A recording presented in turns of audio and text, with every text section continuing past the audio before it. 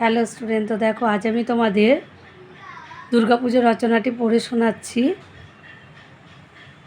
কি আছে দেখো। বাঙালির সবচেয়ে বড় উৎসব দুর্গাপুজো।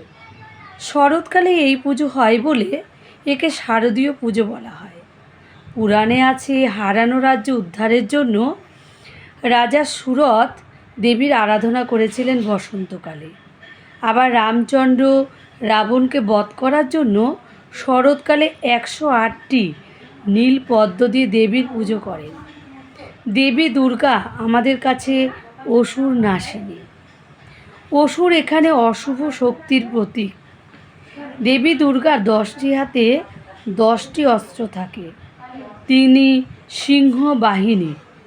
তার বাম দিকে থাকেন সরস্বতী ও কার্তিক, আর ডান দিকে থাকেন লক্ষ্মী ও গণেশ। ষষ্ঠী তিথিতে দেবীর বোধন আর দশমীতে বিসর্জন হয়।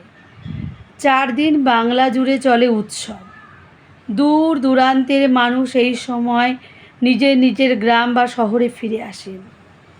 দুর্গাপুজো ধর্মীয় উৎসব হলেও এখন এই পুজো সর্বজনীন রূপ লাভ করেছে। জাতি ধর্ম নির্বিশেষে সবাই এই উৎসবের আনন্দে মাতোয়ারা হয়। এই একটি উৎসবের জন্য বাংলার মানুষ সারা বছর অপেক্ষা করে থাকে। তো তোমরা শুনতেই পেলে আমি কিভাবে দুর্গাপূজার রচনাটা পড়লাম। তো তোমাদের কার কেমন লেগেছে সেটা অবশ্যই কমেন্ট বক্সে কমেন্ট করে জানিও। তো tata, bye bye, see you.